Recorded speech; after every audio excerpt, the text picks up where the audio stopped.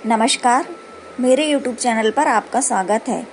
आज मैं आप लोगों को पुरुषोत्तम मास महात्म्य का 31वां अध्याय सुनाने जा रही हूँ। श्री गणेशाय नमः। सूत जी कहने लगे कि हे विप्रो, इस प्रकार नारद मुनि पतिव्रता स्त्रियों के धर्म का वर्णन सुनकर कुछ थोड़ा सा और पूछने के लिए बोले। नारद कहने लगे, हे बद्रीपते, आपने सब दानों से उत्तम काशी का संपुट कहा, सो कारण इसके विस्तार पूर्वक मुझसे कहिए। श्री नारायण बोले, हे ब्राह्मण, इस व्रत को पहले एक बार श्री पार्वती जी ने किया था। उस समय श्री पार्वती जी ने श्री महादेव जी से पूछा, कौन सा उत्तम दान देना चाहिए जिससे मेरा पुरुषोत्तम का व्रत संपूर्ण हो जाए।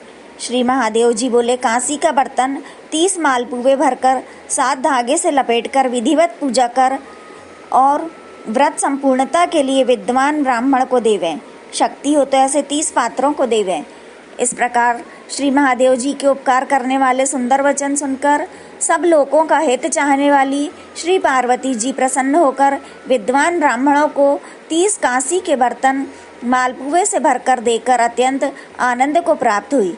सूत जी कहने लगे कि हे विप्रो, इस प्रकार श्री नारायण जी के अमृत समान वचन सुनकर श्री नारद जी अत्यंत तृप्त होकर बारंबार नमस्कार कर फिर बोले, पुरुषोत्तम सब साधनों में श्रेष्ठ है।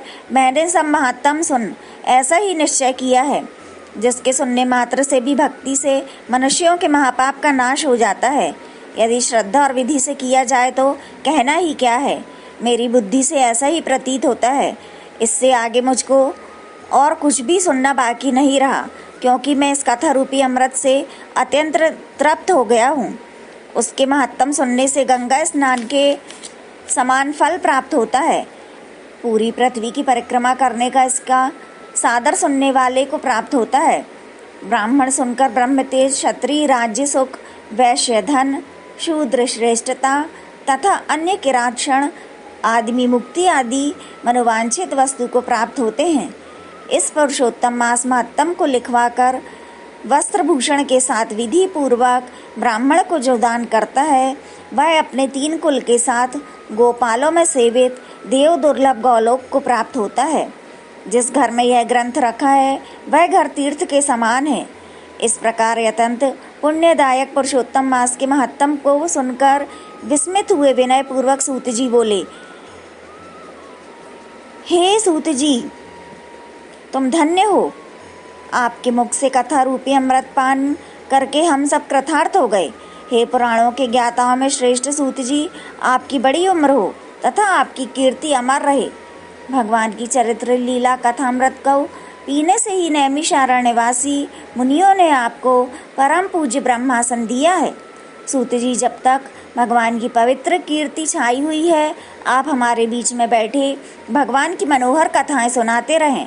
इस प्रकार वह सूत जी ब्राह्मणों का आशीर्वाद लेकर सब ब्राह्मणों की प्रदक्षिणा कर नमस्कार करके अपना कृत्य करने के लिए गंगा जी की ओर चल दिए और नैमिषारण्य में रहने वाले मुनि आपस में कहने लगे कि यह पुरुषोत्तम का महात्म्य अत्यंत श्रेष्ठ है और पुराना है।